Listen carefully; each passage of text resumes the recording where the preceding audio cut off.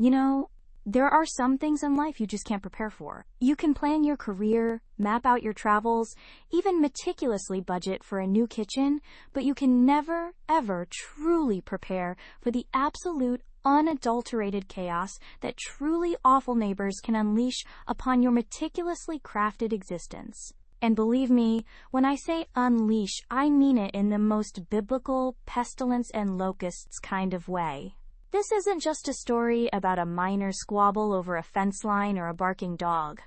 Oh no, this is the epic, decades-long saga of how two seemingly innocuous suburban families found themselves locked in a cold war of passive aggression, strategic annoyance, and ultimately, a triumph born from sheer, bloody-minded perseverance.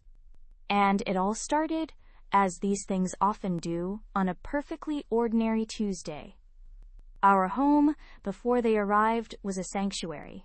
It wasn't a mansion, just a cozy, 3-bedroom ranch-style house nestled on a generous quarter-acre lot, surrounded by mature oak trees and a perfectly manicured lawn that was my pride and joy. We'd moved in when the kids were little, drawn by the quiet cul-de-sac, the excellent school district, and the general sense of calm that permeated every sun-drenched afternoon. Our neighbors on either side were lovely, the elderly Mrs. Henderson, who always had a plate of cookies ready, and the young couple with the energetic golden retriever, who'd wave cheerfully as they walked by. Life was good, predictable, and, frankly, a little bit idyllic. We had backyard barbecues that smelled of charcoal and laughter, evenings spent on the porch swing listening to crickets, and mornings filled with the gentle chirping of birds. Not the incessant drone of a leaf blower at 6 a.m. on a Sunday. Then came the moving truck. It wasn't just a moving truck. It was an armada of them. 3 enormous vehicles, emblazoned with the logo of some discount moving company, lumbered down our quiet street, chewing up the asphalt and parking haphazardly, blocking half the cul-de-sac. This was our first clue, a subtle tremor before the earthquake. Most people, when they move into a new neighborhood, try to make a good impression. They'll wave, maybe bring over a bottle of wine, introduce themselves. Not the Thorns. Oh no, not the Thorns. Their arrival was less an introduction and more an invasion. I remember standing at my kitchen window, sipping my morning coffee, watching the spectacle unfold. A woman, whom I would later come to know as Brenda Thorne, emerged from the lead truck, her arms akimbo, barking orders at the movers with a voice that could strip paint. She had a severe bob haircut, perpetually pursed lips, and an air of self-importance that seemed to radiate outwards like a force field. Her husband, Gary, a perpetually slumped man who looked like he'd been beaten down by life itself, followed dutifully behind her, clutching a suspiciously dirty tool belt. Their 2 children, a boy and a girl, looked equally miserable, clinging to a scruffy dog that immediately began to bark at anything and everything that moved. The cacophony was immediate, and it was jarring. It was the sound of our peaceful existence being irrevocably shattered. The first week was a whirlwind of noise and disarray. Boxes piled high on their front lawn, spilling onto the sidewalk. The movers worked late into the night, their floodlights casting an eerie glow over our previously dark street, their shouts echoing through the quiet. We tried to be understanding, of course. Moving is stressful. We told ourselves that, once they settled in, things would normalize. We even baked them a welcome to the neighborhood cake, a gesture of goodwill, a peace offering to the new tenants of the house next door. My wife, bless her optimistic heart, even walked it over herself, a hopeful smile plastered on her face. She came back 5 minutes later, the cake still in its box, her smile replaced by a look of utter bewilderment. "They didn't want it," she said, her voice laced with disbelief. "Brenda said they don't eat processed sugar, and that she doesn't know what kind of ingredients we use anyway." She paused, shaking her head. And Gary just grunted. Didn't even look at me? That was the first prickle, the initial hint that these weren't just quirky new neighbors. These were a different breed entirely. We laughed it off then, a little nervously, chalking it up to new house stress. Oh, how naive we were. The initial annoyances were small. almost negligible in isolation, but they began to accumulate, like tiny grains of sand forming a mountain of irritation. The thorns seemed to operate on a completely different temporal plane. Their lawnmower, a beast of a machine that sounded like a distressed helicopter, would roar to life at 7 a.m. on Saturdays, just as we were enjoying our first sip of coffee. Then, later that same day, after we'd finally adjusted to the noise, Brenda would fire up a leaf blower at dusk, sending clouds of dust and debris directly into our open windows. It wasn't just the timing, it was the sheer, unrelenting nature of it all. It was as if they had a personal vendetta against quiet. Then came the fence. Our property line was clearly marked, a sturdy cedar fence that had been there for decades. One afternoon, I noticed Gary out in his yard, staring intently at the fence, a tape measure clutched in his hand. I didn't think much of it until the following weekend, when I discovered a brand new, rather ugly, chain-link fence running parallel to our cedar one, about 6 inches onto our side of the property. It was a crude, hastily erected affair, but it was undeniably there, an ugly metallic scar marring the boundary. I went over, calmly, politely, armed with a copy of our property survey. "Gary," I began, trying to keep my voice even, "it looks like your new fence is actually on our property." A close call, a reminder of the fine line between subtle deterrence and outright sabotage. My aim was never to cause harm, only inconvenience, only to nudge them, ever so gently, towards a more considerate existence. The thorns eventually began to show subtle signs of wear and tear. Mr. Thorn, once a boisterous presence, seemed a little more subdued.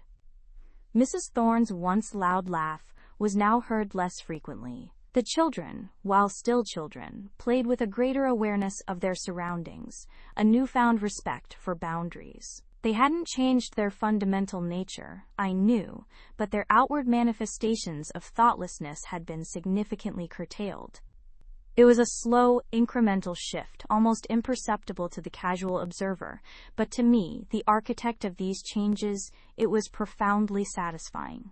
I even noticed, on occasion, a subtle glance from Mr. Thorn as I tended my garden, a look that wasn't hostile but rather curious, as if he was trying to figure out the source of his recent string of minor misfortunes, the reason why his life had become just a little bit harder, a little less carefree. But the dots, I was confident, would never fully connect. My methods were too subtle, too natural, too easily attributed to fate or bad luck. The war, I knew, would never truly end.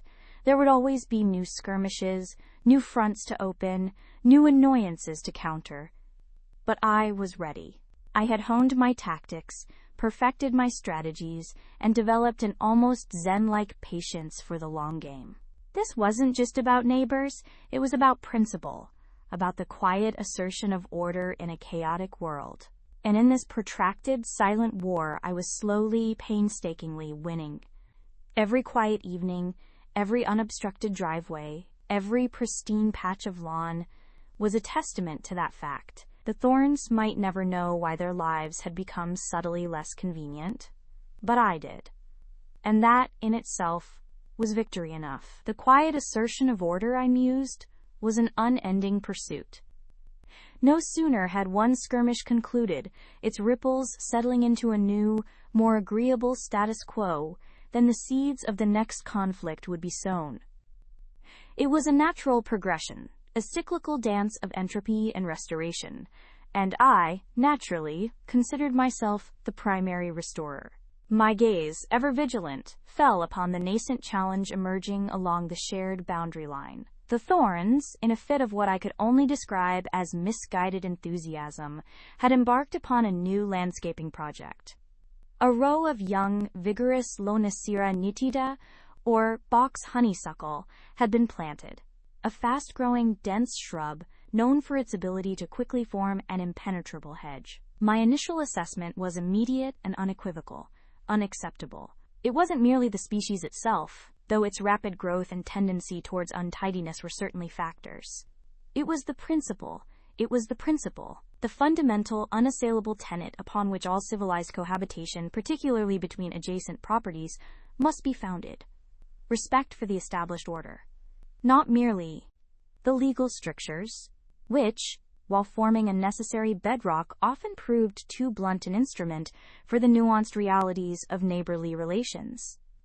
No, I spoke of the unspoken covenant, the delicate balance of visual harmony, shared light, and the tacit agreement to maintain a certain aesthetic decorum. The thorns, Lonicera nitida, was not merely a plant, it was a gauntlet thrown, a direct challenge to this very principle. A hedge, by its very nature, is a boundary, a demarcation. But a good hedge, a proper-sided hedge, is one that harmonizes with its surroundings, providing structure without imposing, defining without dominating. The thorn's choice, however, bespoke a desire for rapid, almost aggressive concealment. Lonicera nitida, or box honeysuckle, while superficially appealing with its small, glossy leaves, possessed an insidious character. Its growth rate was prodigious, its habit dense and unyielding. Left unchecked, it would swiftly ascend, not merely defining the boundary, but ox palm as in he, casting an unwelcome shadow, potentially even infringing upon my carefully cultivated light corridors. Its roots, I knew from prior research, for I am nothing if not thorough, were equally vigorous, capable of competing aggressively for nutrients and moisture, perhaps even undermining the subtle drainage patterns I had so meticulously established for my prize-winning Costa collection. My initial response was, as always, one of meticulous observation. I did not rush to judgment, despite my immediate and unequivocal assessment. Instead, I established a surveillance routine. Each morning, with my customary cup of Darjeeling, I would observe the progress of these botanical insurgents. They were at present mere saplings, barely knee-high, but their inherent vigor was unmistakable. Their leaves, a vibrant, almost defiant green, seemed to mock the more sedate, mature foliage of my own garden. I noted the spacing, rather too close, suggesting an intent for an impenetrable barrier rather than a judicious screen. I noted the soil preparation, adequate, but lacking the finesse that would truly nurture a plant to its optimal, controlled form. This was not the work of a discerning horticulturist, but rather, I surmised, the hasty effort of a weekend warrior, perhaps even a contractor of dubious aesthetic sensibility. The thorns themselves, a couple of middling years and unremarkable taste, were rarely seen engaging with their garden beyond the most perfunctory tasks. Mrs. Thorne, with her penchant for brightly colored plastic gnomes, and Mr. Thorne, who seemed to view gardening as an unfortunate necessity rather than an art form, were hardly connoisseurs. This oversight, this lack of horticultural discernment, was precisely what made their choice of Lonicera nitida so dangerous. They would likely plant it, forget it, and allow its inherent wildness to manifest unchecked, turning a shared boundary into a verdant, unruly wall. My first strategic move was subtle, almost imperceptible to the untrained eye. On my side of the boundary, directly opposite the most vigorous of the Lonicera saplings, I introduced a series of carefully selected, slow-growing, acid-loving shrubs. These were Skimmia japonica, rubella, and Pyrrhus japonica, forest flame, chosen not only for their elegant form and year-round interest, but also for their specific soil requirements. My intention was not to harm the thorns, plants, of course, but rather to subtly assert my own horticultural agenda, to demonstrate through example the virtues of thoughtful, considered planting.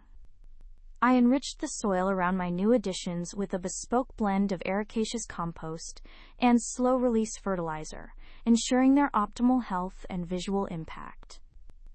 This, I reasoned, would create a stark contrast. My plants, nurtured and refined, would stand as quiet paragons of horticultural excellence, subtly highlighting the thorns' burgeoning, unrefined hedge.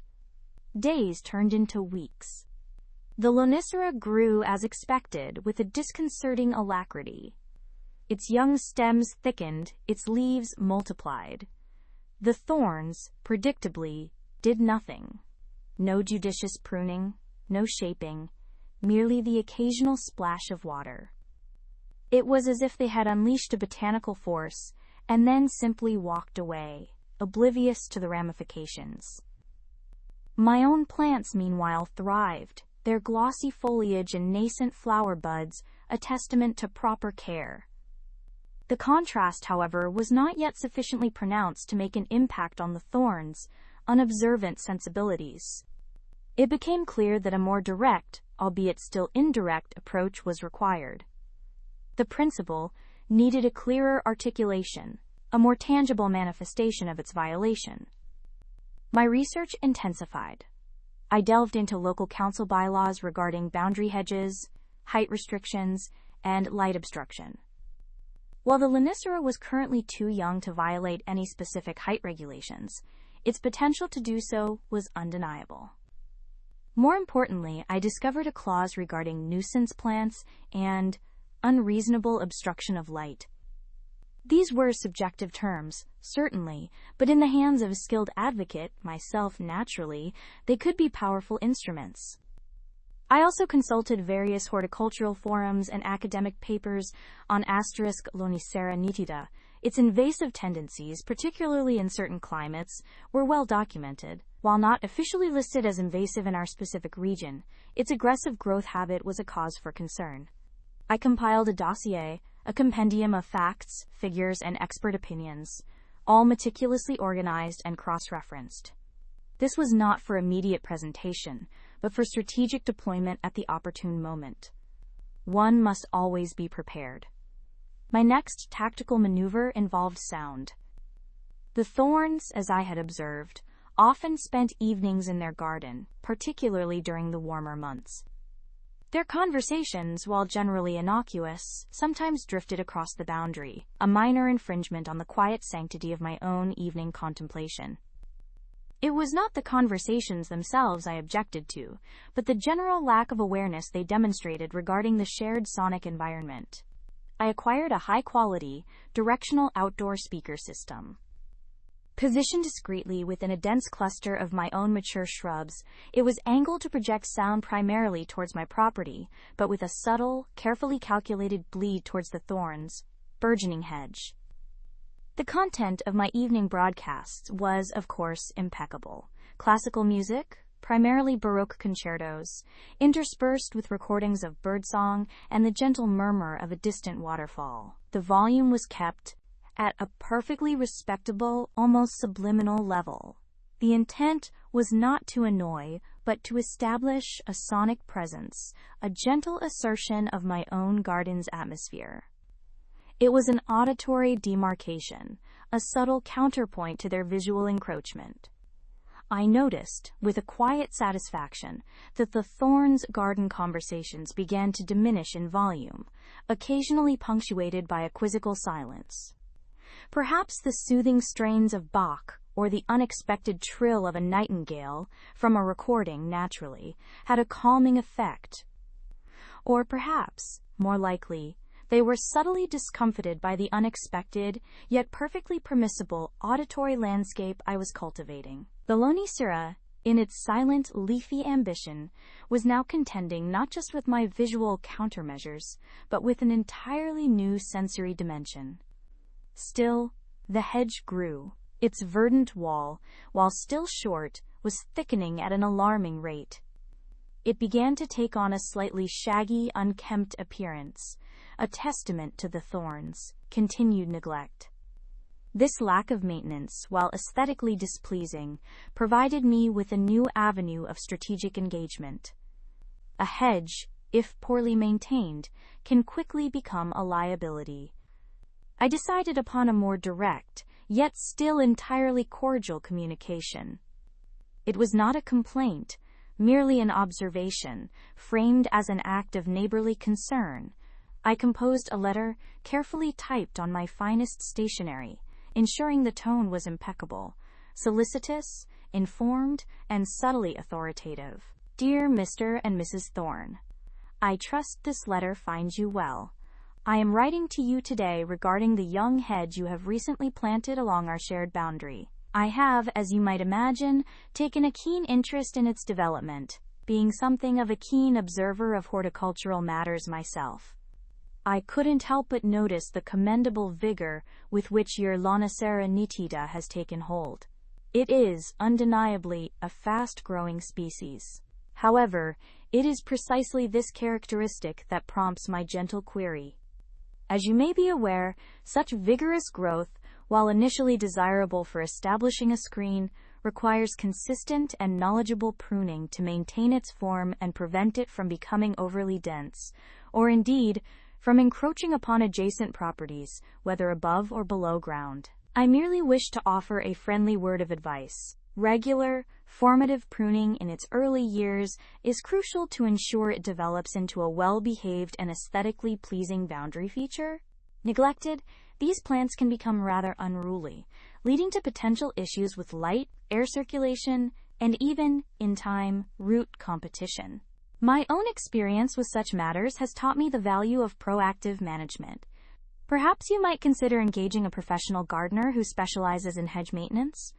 I could, if you wish, recommend a few individuals of reputable skill. Of course, this is merely a suggestion offered in the spirit of good neighborliness, for the mutual benefit of both our gardens.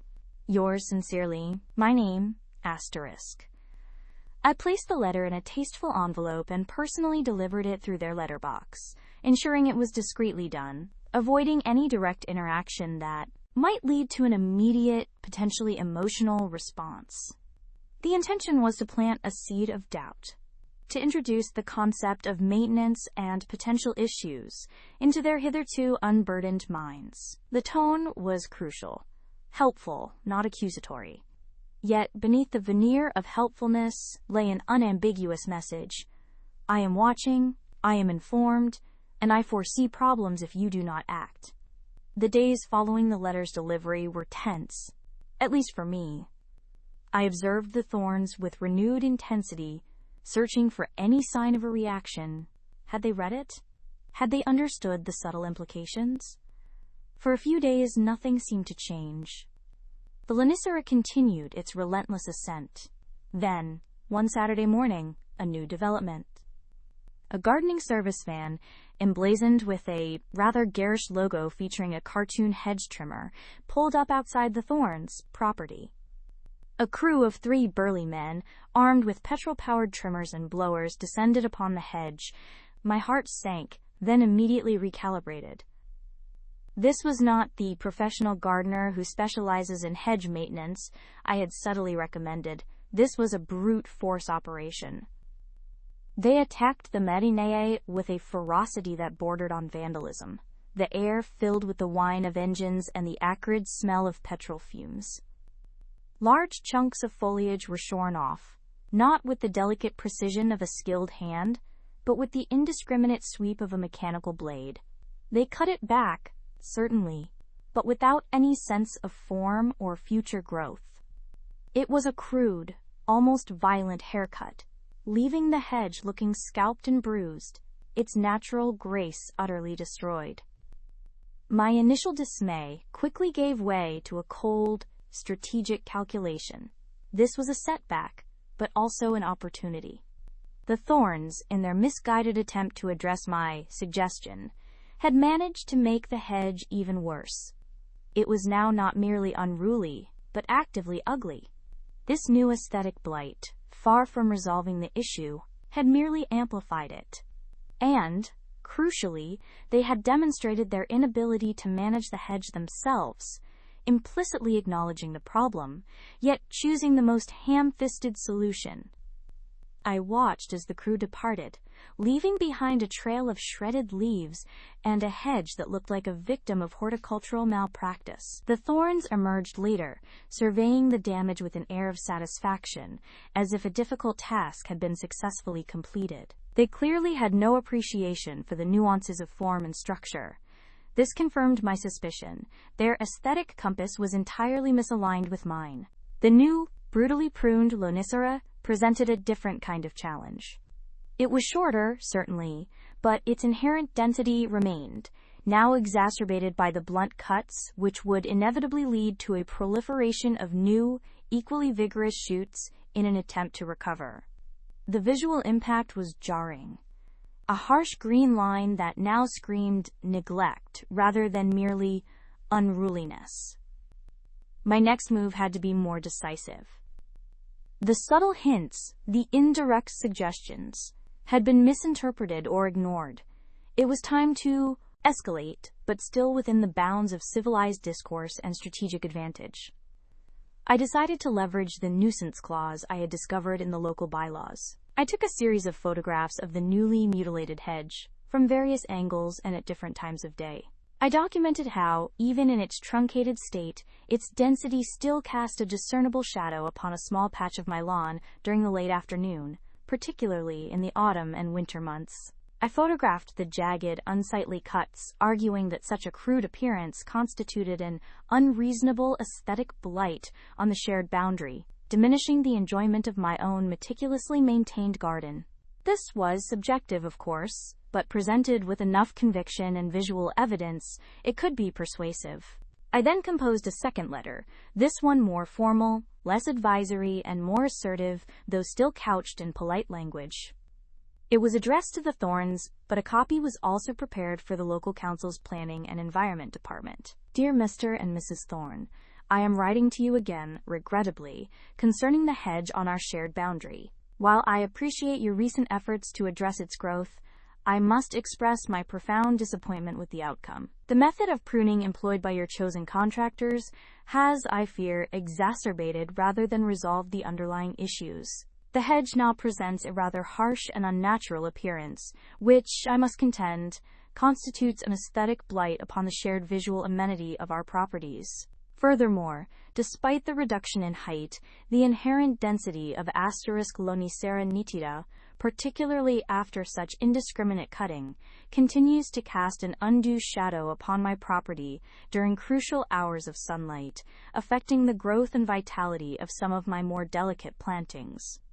As you know, I am a keen gardener and take great pride in the cultivation of my plot. The continued presence of this hedge, in its current state and with its inherent characteristics, regrettably impinges upon my enjoyment and the careful balance I strive to maintain in my garden. I have taken the liberty of consulting the local council's guidelines regarding boundary hedges and potential nuisances. While I am naturally keen to resolve this matter amicably and neighborly, I feel it is important to draw your attention to the provisions concerning unreasonable obstruction and aesthetic impact. I would therefore respectfully request that you consider a more fundamental solution to this ongoing issue. Perhaps the replacement of the Lonicera nitida with a more appropriate, less aggressive species, or indeed its complete removal, might be the most sensible course of action for both parties in the long term. I am, of course, open to discussing alternative solutions that respect the established principles of boundary management and shared amenity. I have attached some photographic evidence to illustrate my concerns. I sincerely hope we can reach a mutually agreeable resolution. Yours sincerely, Nonx*, my name, *. I enclosed the photographs and placed the letter in their letterbox, again, avoiding direct confrontation. The copy for the council was sent via registered post, ensuring a paper trail. This was not an act of aggression, I rationalized, but an appeal to reason, backed by documented evidence and regulatory frameworks. It was the next logical step in the, quote, assertion of order. The Thorns' reaction was swift, though not as I had perhaps entirely anticipated. Within hours of the letter's delivery, I observed Mrs. Thorn, peering intently at the hedge from her side, a worried frown creasing her brow. Mr. Thorn, upon his return from work, was met at the door by his agitated wife, and a whispered, animated discussion ensued, punctuated by pointed glances towards my property. The next morning I found a handwritten note tucked under my front door. It was from Mrs. Thorn, scrawled on a piece of paper torn from a notepad rather than proper stationery. It lacked the formality and precision I valued, but its message was clear. Dear my name, we received your letter. We're very upset you've gone to the council. We thought we were good neighbors. We had the hedge cut like you said. "We don't understand why you're still complaining. It's just a hedge. We like our privacy. Mr. Thorne wants to talk to you. He'll be over this evening. Sincerely, to Mrs. Thorne." A direct confrontation. This was uncharted territory, at least in this particular skirmish. My previous interactions with the Thornes had been limited to polite nods and the occasional superficial exchange about the weather. Now Mr. Thorne intended to talk. I prepared myself. I reviewed my dossier, mentally rehearsed my arguments, and ensured my posture was one of calm, reasoned authority. At precisely 6:30 p.m., the doorbell chimed. I opened it to find Mr. Thorne on my doorstep, looking rather flushed. He was a man of medium build, with a perpetually slightly rumpled appearance and a nervous habit of running his hand through his already disheveled hair. "Evening, my name," he began, his voice a little strained. "Got your letter, and the one to the council." "Indeed, Mr. Thorne," I replied, maintaining a steady gaze. "Please do come in." I led him into my study, a room I considered my command center. The oak desk, meticulously organized, served as the primary battleground for intellectual engagements. I gestured towards the leather armchair opposite, ensuring it was positioned for optimal light and for me to maintain a direct, unwavering line of sight. I took my seat behind the desk, my posture erect, hands clasped loosely before me. "Please, Mr. Thorne," I offered, my voice even. "Make yourself comfortable."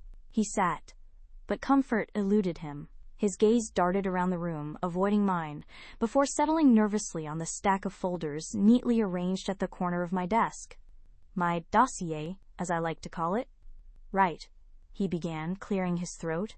"Look, my name, this is all a bit much, isn't it? The letters, the council, we're neighbors." "Indeed, Mr. Thorne," I acknowledged, allowing a beat of silence to hang in the air.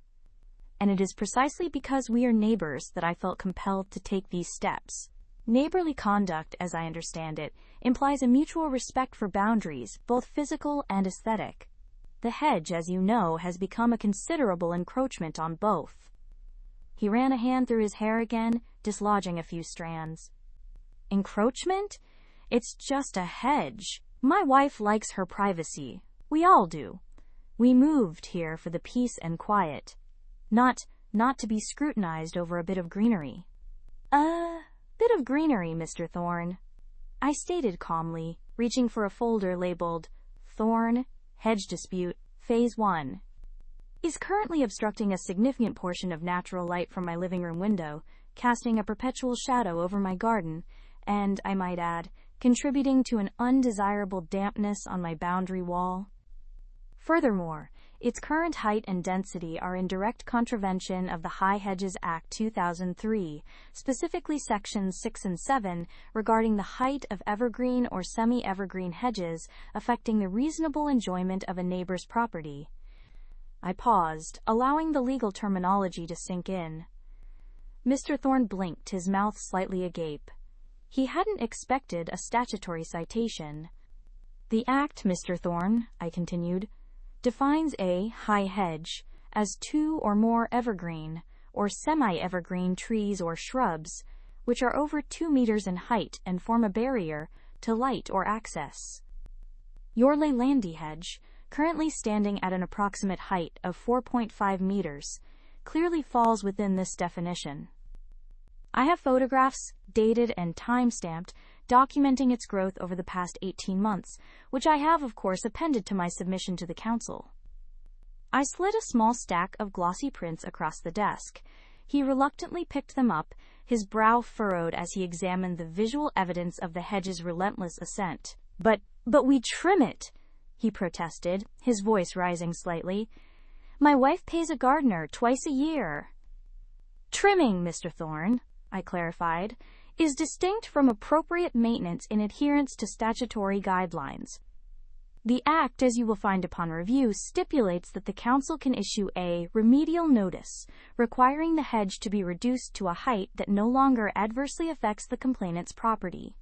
Such a notice can also specify future maintenance requirements." I observed him carefully. His initial flush had deepened and a vein pulsed faintly in his temple. He was clearly out of his depth in this intellectual sparring match. His arguments were emotional, mine, factual, and legal. "Look, my name," he said, placing the photographs back on the desk with a definite thud. "We don't want trouble, we just want our privacy. It's not like it's hurting anyone." "On the contrary, Mr. Thorne," I countered, leaning forward slightly, my voice still measured. "It's Donovan 21, affecting me, my right to reasonable enjoyment of my property. My garden, which I cultivate with considerable care, is now deprived of essential sunlight. The aesthetic appeal of my home is diminished by this verdant wall of encroaching foliage. And as for privacy, I assure you, my privacy is equally important to me. This hedge, far from affording you more privacy, has become a symbol of disregard for established boundaries." He looked at me, really looked at me, for the first time since he'd entered. There was a flicker of something in his eyes. Frustration, perhaps, or a nascent understanding of the meticulousness of my approach. "So what do you want?" he asked, his tone now laced with a hint of exasperation. "You want us to chop it down to 2 meters? It'll look ridiculous. Like a row of stumps." "My objective, Mr. Thorne," I explained, "is simply to restore the reasonable enjoyment of my property. The council, not I, will determine the precise remedial action. However, a reduction to a height that no longer causes nuisance, and a commitment to regular, appropriate maintenance, would be a satisfactory outcome. I am not seeking punitive measures, merely equitable resolution." He sighed, a heavy, defeated sound. He looked like a man who had walked into a meticulously laid trap, only to find himself entangled in a web of legislation and photographic evidence. "My wife?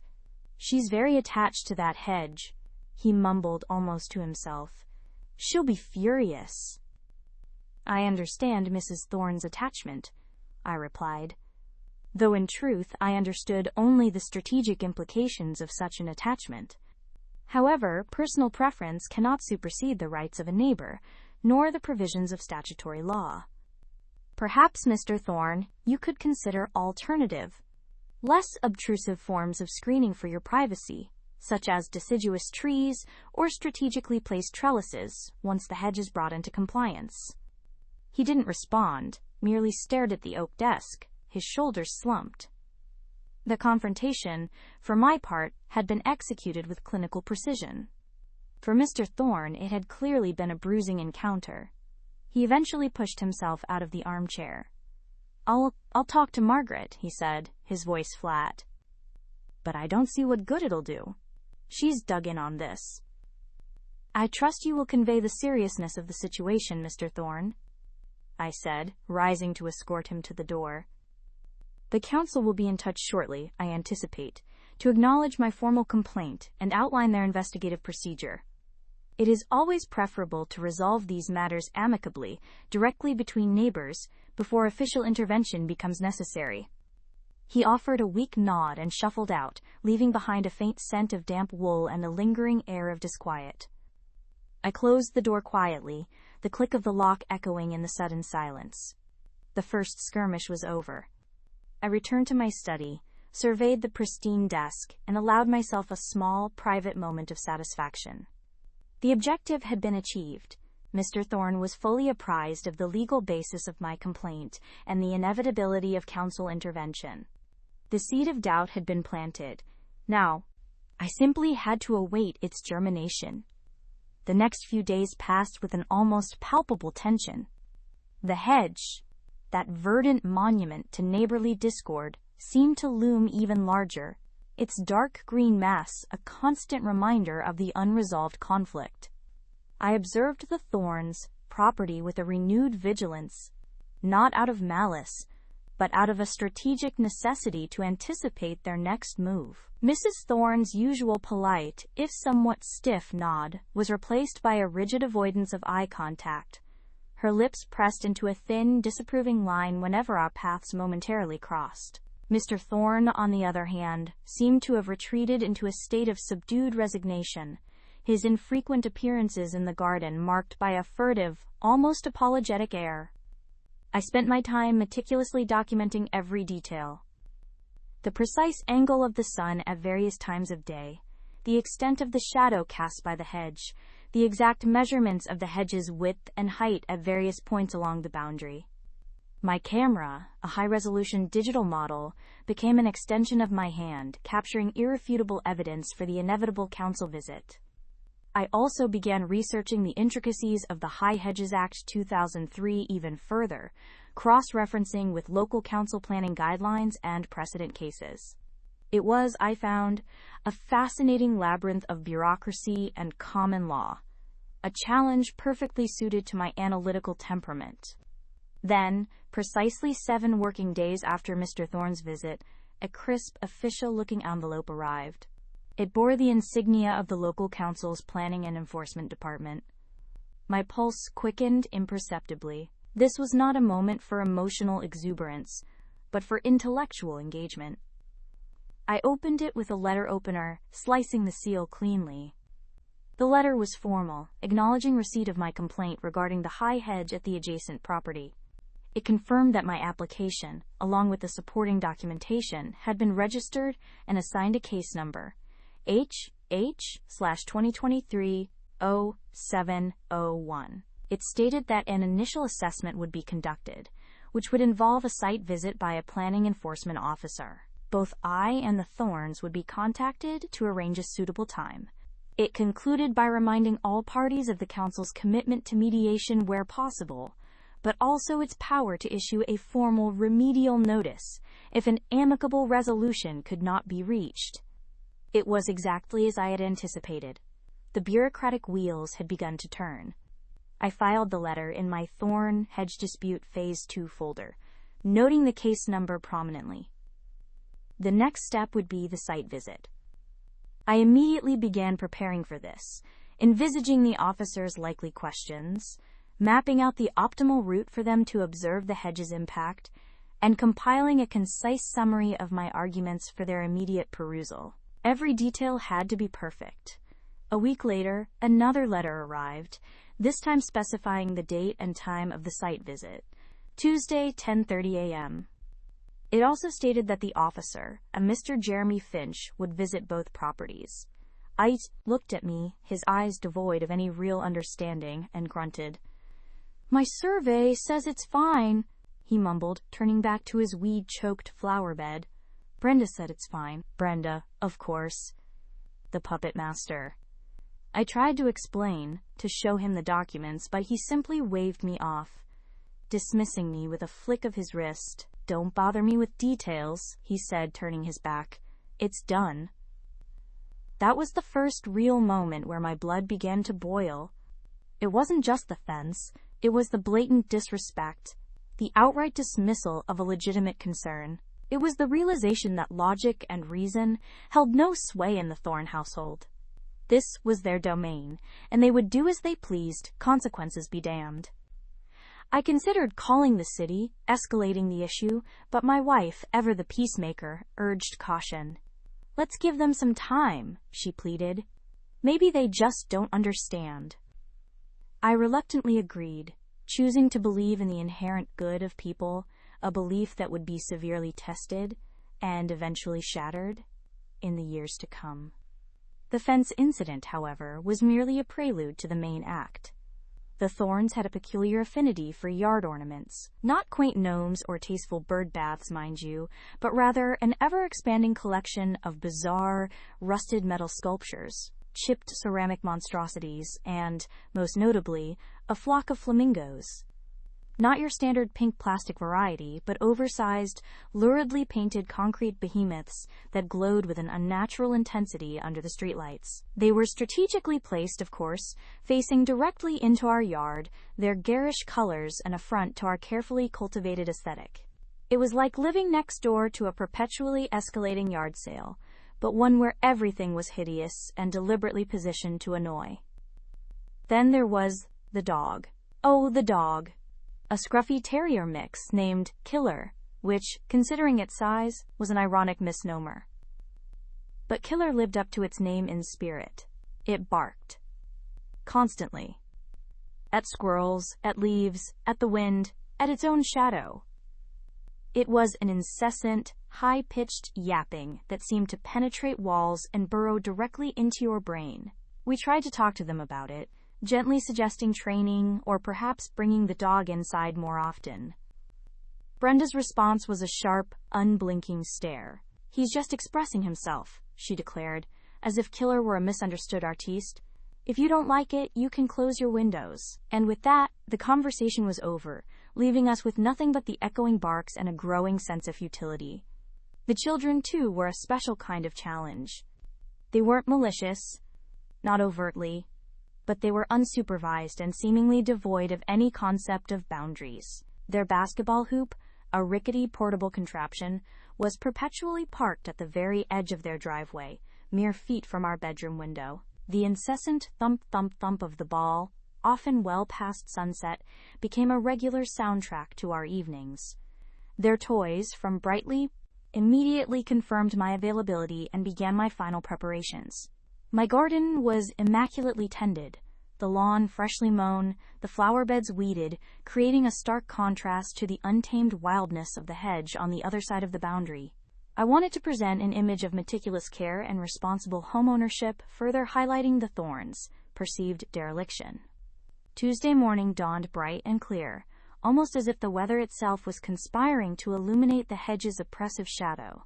At precisely 10:28 a.m., a modest, dark blue council car pulled up outside. A man in a sensible gray suit, carrying a clipboard and a tape measure, emerged. This was Mr. Finch.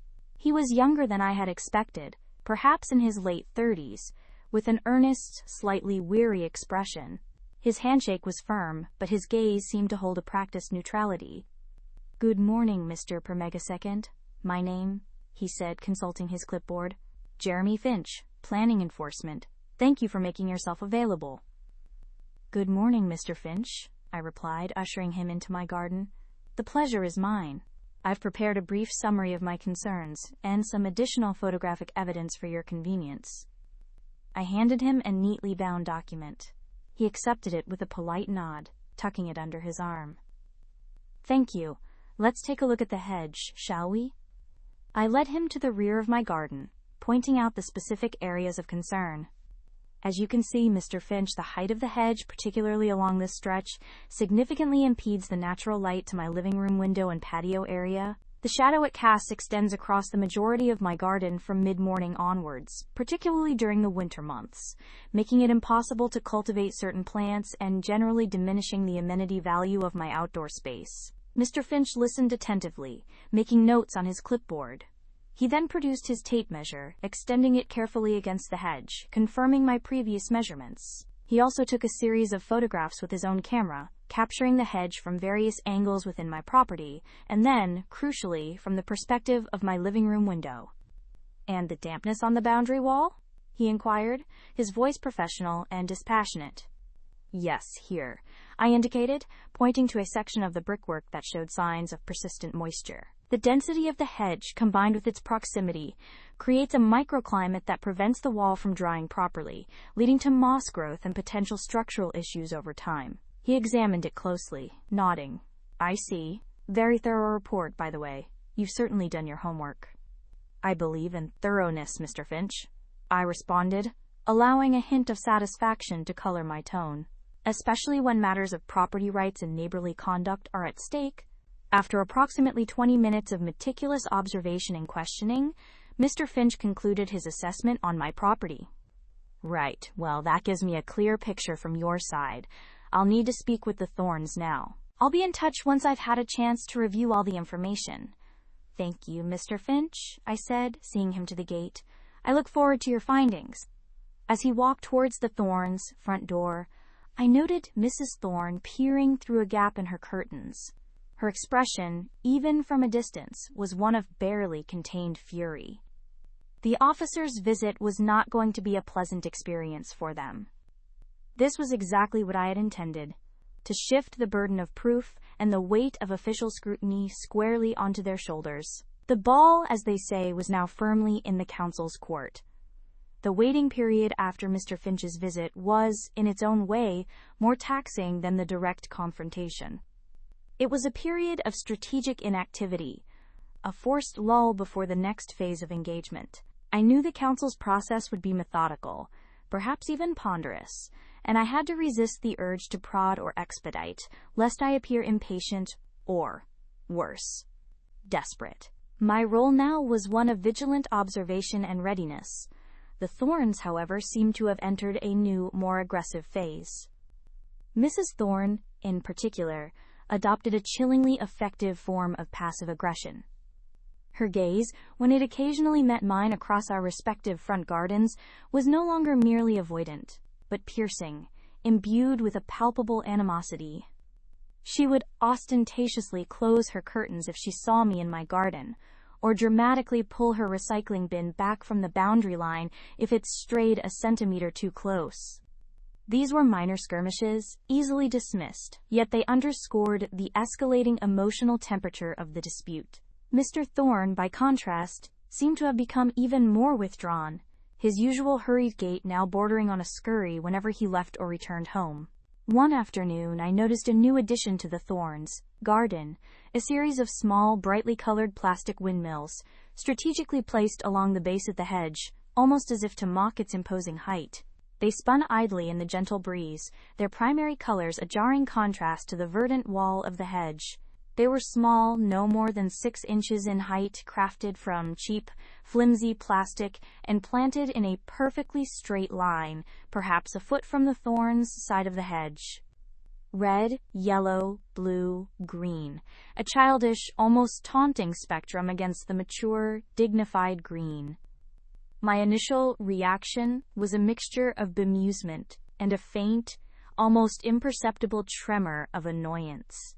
What fresh absurdity was this? I watched them for a moment, head tilted, trying to decipher their purpose. They weren't scarecrows. No bird would be deterred by such miniature, innocuous objects. They weren't decorative, at least not in any conventional sense. Their bright, almost aggressive hues clashed violently with the natural aesthetic of the garden. Then it dawned on me, with a slow, chilling certainty. They were an eyesore. A deliberate, calculated act of visual pollution intended solely to mock the very thing they stood beside. They were a childish protest, a bright, garish finger pointed directly at my teen hedge, a symbol of their perceived grievance. As if on cue, Mrs. Thorne emerged from her back door, carrying a small watering can. Her movements were stiff, precise. She paused, ostensibly to water a pot of petunias, but her gaze flickered towards me, then to the windmills, and a faint, almost imperceptible smirk played on her lips before she quickly composed herself. It was enough. The message was clear. The windmills were her latest weapon, a silent, static declaration of war in miniature. I found myself observing the windmills with an almost obsessive vigilance in the days that followed. They spun incessantly, a constant, low-level whirring sound carried on the wind, a maddening counterpoint to the rustle of leaves. On particularly windy days, their collective whirring became a distinct hum, a persistent, irritating drone that seemed to penetrate the walls of my home. They were a constant reminder of the Thorns' simmering animosity, a visual and auditory irritant designed to erode my peace of mind. I considered removing them, perhaps in the dead of night, but the thought was fleeting. Such an act would be an admission of their power, an escalation I was not yet prepared for. It would also be an act of trespass, something I was determined not to stoop to. My resolve was to remain above the fray, to meet their petty provocations with dignified indifference, a strategy that was becoming increasingly difficult to maintain. A week later, the stakes were raised significantly. A thick, official-looking envelope arrived in the post, bearing the crest of the local council. My heart sank even before I opened it. It was a formal notice, referencing the High Hedges Act 2003 and citing a complaint received regarding the height and maintenance of the hedge bordering my property. The letter stated, in dry bureaucratic language, that the council had received a complaint alleging the hedge was adversely affecting the reasonable enjoyment of a neighbor's property, specifically by obstructing light and causing an oppressive barrier. It requested a response within 28 days and warned of potential enforcement action, including a formal order to reduce the hedge's height if the matter was not resolved. My hands trembled slightly as I reread the letter, the polite yet firm tone of the council official's words feeling like a punch to the gut. This was no longer a matter of passive-aggressive gardening ornaments or icy glances. This was official. This was serious. The Thorns had taken their vendetta to the highest local authority, weaponizing bureaucracy against me. The sheer audacity of it, the calculated malice, left me momentarily stunned. I spent the rest of the afternoon in a state of agitated disbelief, pacing my living room. The hedge, my beautiful, thriving hedge, a source of privacy and natural beauty, was now under official scrutiny. I felt a surge of indignation. How could they claim it was obstructing light? My garden faced south. Their garden, to the west, received ample sunlight throughout the day. The hedge, while tall, had been carefully maintained to ensure it did not excessively shade their property. And oppressive barrier? It was a living, breathing green wall, a sanctuary, not a prison wall. My initial anger slowly gave way to a cold, determined resolve. I would not allow them to bully me. I would fight this. I immediately began to gather my resources. I dug out old photographs of the garden, dating back years, showing the hedge at various stages of growth. I found receipts from the professional gardener who had trimmed it annually, meticulously documenting the work. I pulled out my property deeds, confirming the boundary lines and the hedge's placement well within my own land. Then began the arduous task of researching the High Hedges Act 2003. I delved into the intricacies of the legislation, navigating dense legalistic jargon and council guidelines. I learned about, quote, reasonable enjoyment, material adverse effect, and the various factors the council would consider, such as the hedge's species, its density, the orientation of the properties, and the impact on light, views, and amenity. It was a tedious, mind-numbing process, but I was driven by a fierce sense of injustice. The more I read, the more convinced I became that the Thorns' complaint was exaggerated, if not entirely unfounded. The act was designed to tackle genuine problems caused by overgrown hedges, not to settle petty neighborly disputes. I drafted a meticulous, multi-page response to the council. I detailed the history of the hedge, its species, a native hornbeam, excellent for biodiversity, its regular maintenance schedule, and the precise measurements of its height and its distance from the boundary. I included copies of the photographs, dated and annotated, demonstrating the hedge's consistent appearance and the fact that it had been at a similar height for years, predating the Thorns' arrival. I addressed each point of their alleged complaint, carefully refuting their claims with factual evidence and reasoned arguments. I highlighted the hedge's role in providing privacy, reducing noise pollution, and supporting local wildlife. I even included a diagram of our properties, illustrating the sun's path and demonstrating that their garden received sufficient light. I made sure to maintain a polite, formal, and objective tone, resisting the urge to descend into the emotional language that I knew would only undermine my case. This was not about emotion. It was about facts and regulations. The process consumed me. Evenings were spent poring over documents.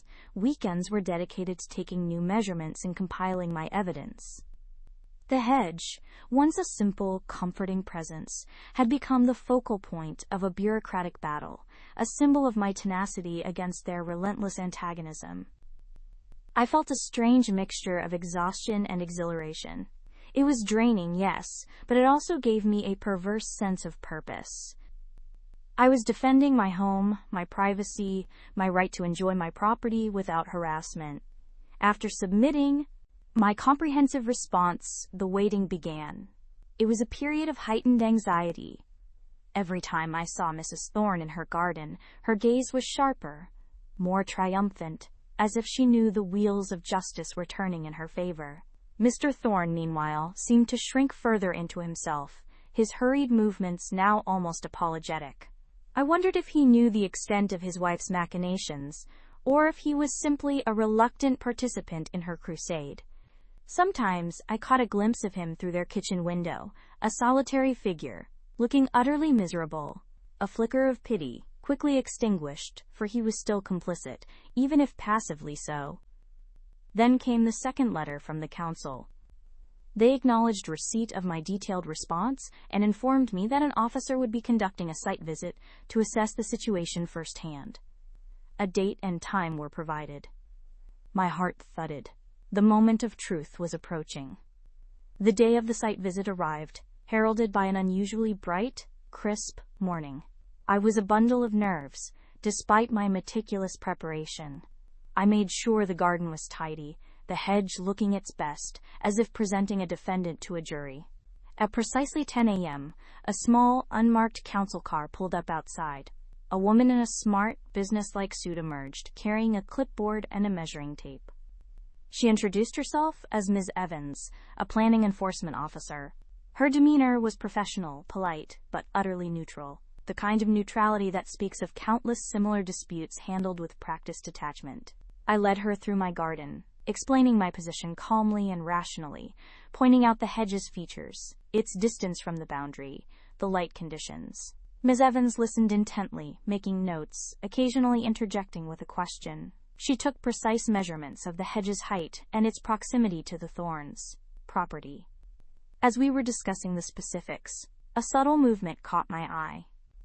Mrs. Thorne had emerged from her back door, ostensibly to hang out laundry, but her eyes were fixed on us, her expression a careful blend of curiosity and righteous indignation. She moved slowly, deliberately, ensuring she was within earshot, though she made no attempt to directly engage.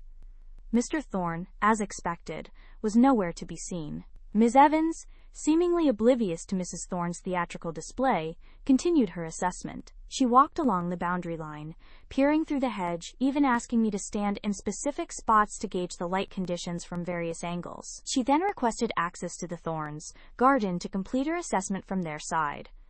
"Of course," I replied.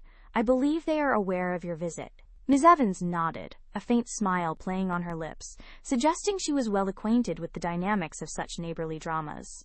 She then made her way to the Thorns' front door. I retreated to my living room, watching from the window. Mrs. Thorne, abandoning her laundry, met Ms. Evans at the gate, her posture stiff, her gestures animated as she presumably laid out her version of events. I couldn't hear their conversation, but I could imagine the litany of grievances being aired. After a tense 20 minutes, Ms. Evans re-emerged, thanked Mrs. Thorne, and then returned to my garden for a final few questions. She re-examined some of the photos I had provided, asked about the frequency of maintenance, and then, with a final professional nod, stated she had all the information she needed. "We'll be in touch with our findings in due course," she concluded, before returning to her car. The waiting period that followed was excruciating. Every rustle of the letterbox sent a jolt through me. I found myself scrutinizing the hedge more closely than ever, as if it held the secret to the council's decision.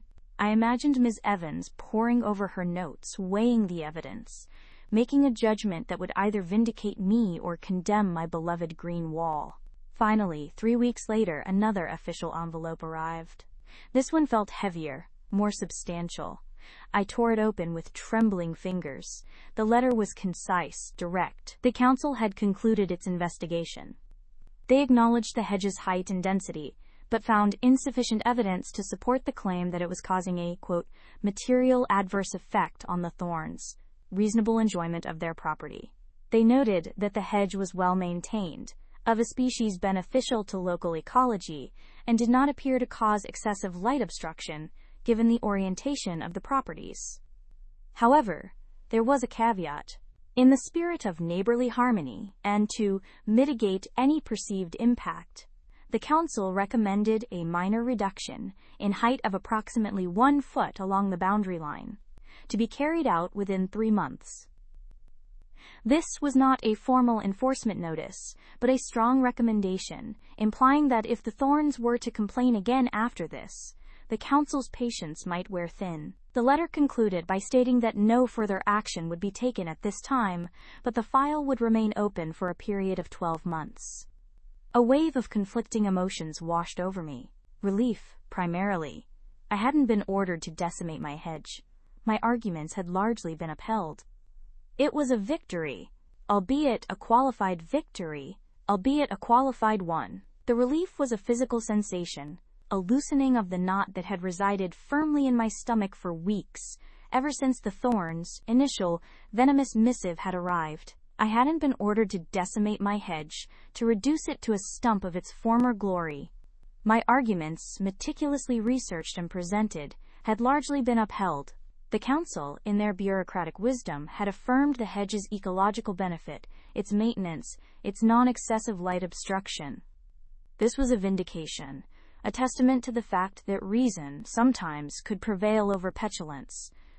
But the qualification gnawed at me. A minor reduction in height of approximately 1 foot along the boundary line.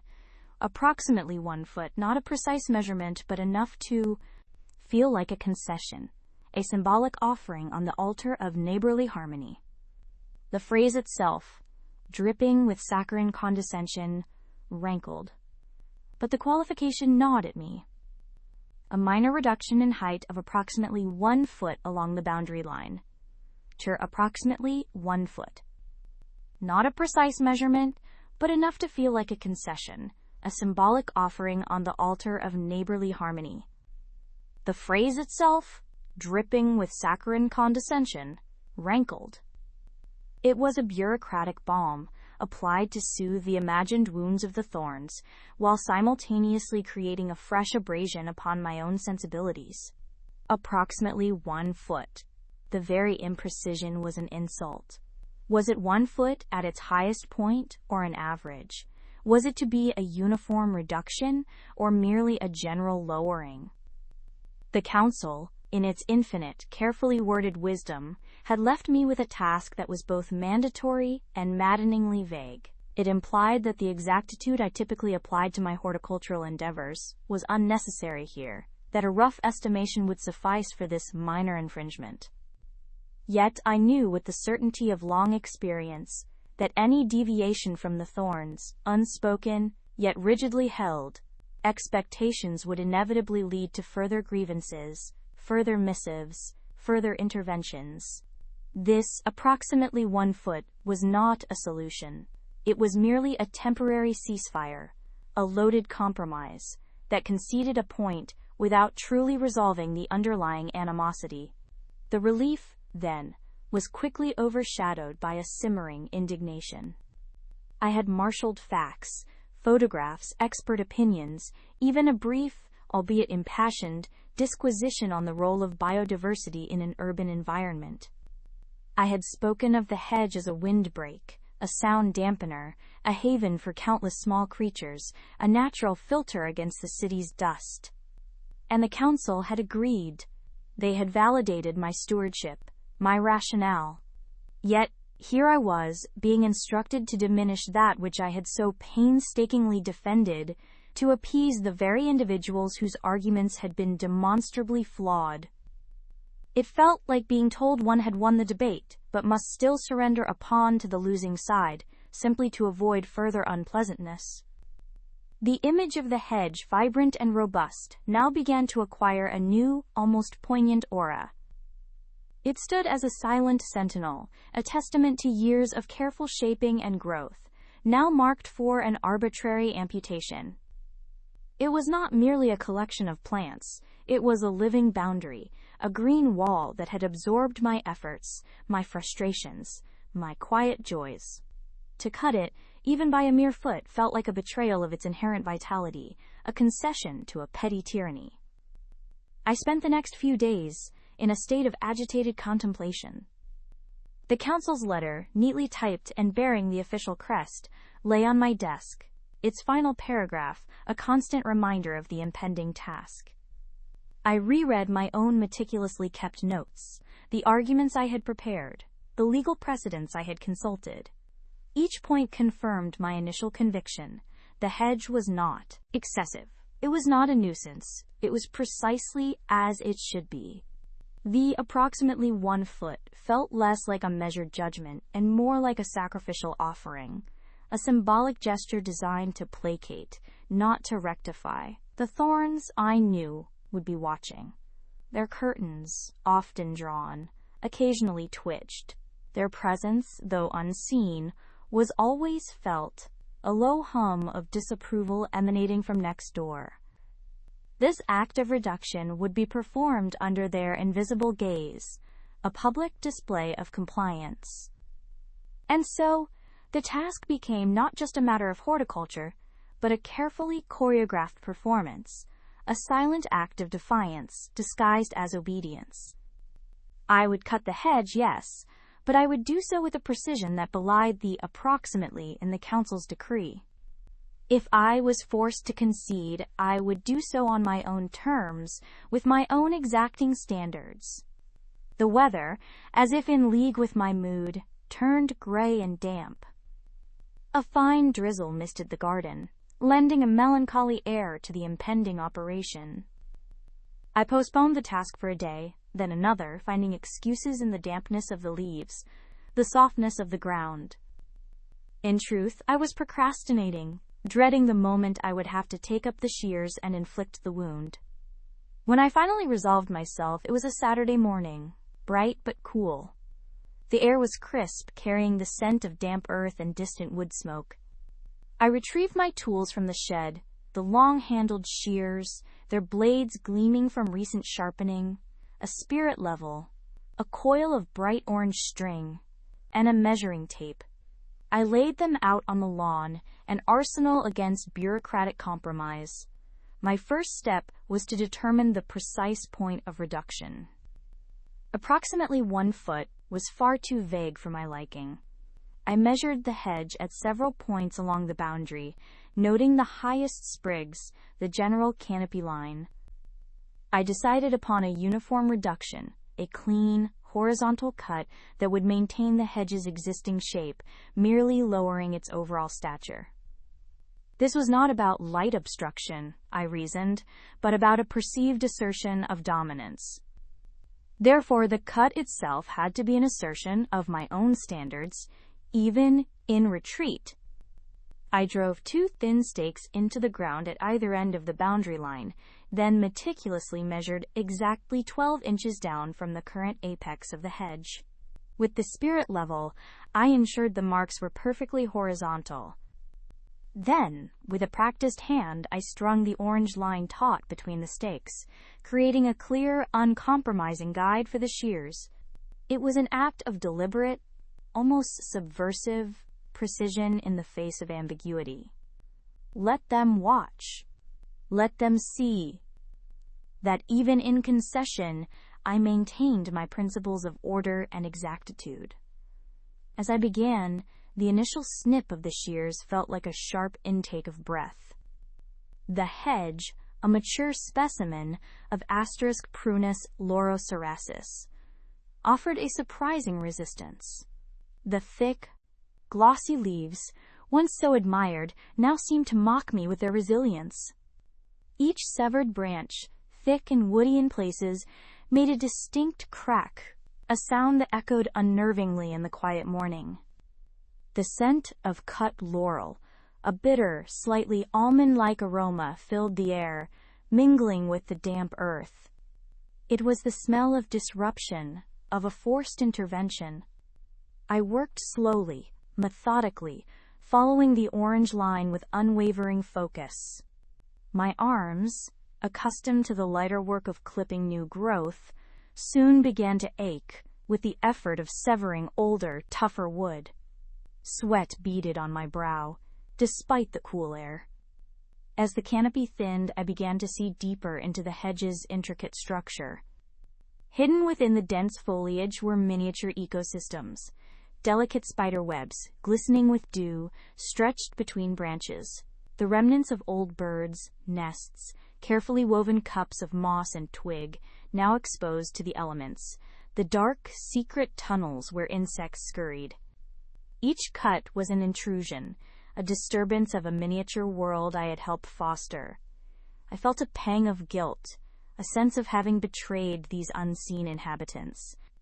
The pile of cuttings grew steadily at my feet, a green mountain of severed limbs and glossy leaves. It was a tangible representation of the council's compromise, a monument to the thorns' grievance. I paused, wiping my brow with the back of my hand, and looked up. The thorns' upstairs window, usually a dark, unblinking eye, was now slightly ajar, a faint movement behind the net curtain. I straightened my back, my expression, I hoped, impassive. Let them see. Let them witness the meticulous execution of their victory. I resumed my work, the rhythmic snip-crack of the shears a monotonous counterpoint to my internal monologue. This wasn't merely about a hedge, I mused. It was about boundaries, both physical and psychological. It was about the unspoken rules of cohabitation, the delicate balance between individual autonomy and communal expectation. The thorns, in their relentless pursuit of what they perceived as their right to an unobstructed view, had crossed a line, demanding a concession that went beyond mere practical necessity. And I, in my stubborn defense of my own space, my own vision of natural order, had been forced to cede ground. The exposed wood, a lighter, paler green beneath the dark leaves, looked raw, vulnerable. It would heal, I knew. The hedge would send out new growth, eventually covering the scars. But the memory of the cut, the forced alteration, would remain. It was a permanent mark, a reminder of the fragility of peace, even in a suburban garden. By midday, the task was complete. I stepped back, my arms aching, my hands scratched and sticky with sap. The hedge now stood precisely 1 foot lower, its new top edge perfectly level, a stark, clean line against the sky. It still looked substantial, still provided privacy, still served its ecological function. But it was irrevocably altered. It was only nomus. The light, I observed, was indeed marginally different, a fraction more reaching into the thorns' garden. But it was a difference so subtle, so negligible, that only the most fastidious observer or the most determined complainant would truly notice. The true change was not in the light, but in the landscape of my own garden, and more profoundly, in the landscape of my relations with my neighbors. I spent the next hour meticulously raking up the cuttings, bagging them for the green waste collection. Not a single leaf, not a single twig would be left to mar the pristine lawn. It was a defiant act of tidiness, a final flourish of my own exacting standards. As I worked, I could feel the lingering presence of the thorns. The window remained slightly ajar. A shadow briefly flickered behind the net. I did not look up. I simply continued my work, projecting an image of serene, methodical completion. When I was finished, the garden looked impeccable. The hedge, though diminished, retained its dignity. I stood for a moment, surveying my work, feeling a strange mix of weariness and a quiet, almost grim satisfaction. I had fulfilled the council's decree. I had made the minor reduction. But I had done it my way, with a precision that turned their vague instruction into an act of personal discipline. The air, though clearer, now held a different quality. The boundary, though still green and vital, felt less like a natural barrier and more like a negotiated frontier. The battle for the hedge, in its most overt form, might have concluded, but the war, I knew, was far from over. The approximately 1 foot was not a final peace treaty, but merely a new line drawn in the sand, one that would undoubtedly be tested again. I retreated indoors, the scent of cut laurel clinging to my clothes. The house felt quiet, the silence punctuated by the distant hum of traffic. I made myself a cup of strong tea, my hands still tingling from the effort.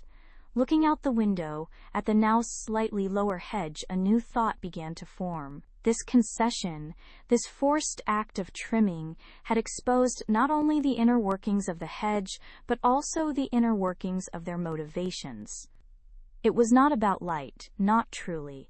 It was about control, about asserting their will, about the relentless pursuit of a perceived grievance. And if that was the case, then my response could not be merely one of compliant trimming. It had to be a reaffirmation of my own space, my own vision. The hedge, though shorter, still stood, it would grow again, slowly, imperceptibly, pushing back against the arbitrary boundary that had been imposed upon it. And I, too, would continue to cultivate my garden, perhaps with a renewed sense of purpose, a subtle defiance woven into every new planting, every carefully chosen specimen. The altar of neighborly harmony had received its offering, but the deity it served was colored plastic trucks to deflated soccer balls, would frequently land in our yard, sometimes left there for days, forcing us to either retrieve them ourselves or wait for them to eventually decay into the grass. On one memorable occasion, a particularly enthusiastic throw sent a frisbee directly through one of our kitchen windows. Brenda's reaction to the broken window was a masterclass in deflection. "Well, if your windows weren't so old," she huffed, inspecting the jagged hole with an air of clinical detachment, "maybe they wouldn't break so easily. And really, who leaves their windows open when children are playing?" My jaw nearly hit the floor. There was no apology, no offer to pay, just a blame-shifting accusation that left me speechless. It was in that moment, staring at the shattered glass and Brenda's infuriatingly smug expression, that something inside me snapped. The polite, understanding neighbor, the one who believed in peaceful resolution, began to recede, replaced by a steely resolve. This wasn't just a series of unfortunate incidents. This was a war of attrition, and I was tired of being on the losing side. The turning point wasn't a single dramatic event, but rather a slow, grinding realization that we were dealing with people who simply did not care about anyone but themselves. Our attempts at polite communication had been met with disdain, our gestures of goodwill with suspicion, and our legitimate complaints with outright hostility. The Thorns were not interested in being part of a community. They were interested in dominating their immediate environment, and anyone who stood in their way was an obstacle to be ignored or steamrolled. I started keeping a log. Initially, it was just a mental tally of the daily annoyances, the morning leaf blower, the evening basketball, the endless barking.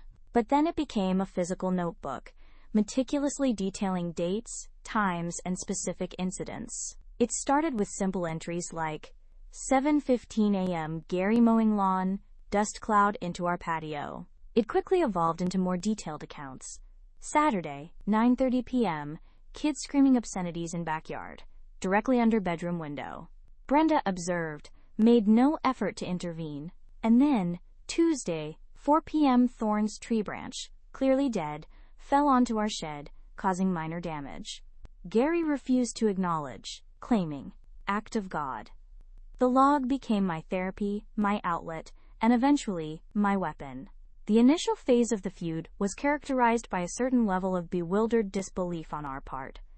We'd never encountered such brazen disregard for common courtesy. We tried to reason with them, to appeal to their sense of shared space, but it was like speaking to a brick wall, a very loud, very judgmental brick wall. The conversations, if you could even call them that, always ended with us feeling frustrated, and them feeling, presumably, triumphant. Brenda had a particular talent for turning any complaint back on us, making us feel like tossed were the unreasonable ones. "Perhaps you're just too sensitive," she'd say, her voice dripping. "A fickle one, demanding constant appeasement."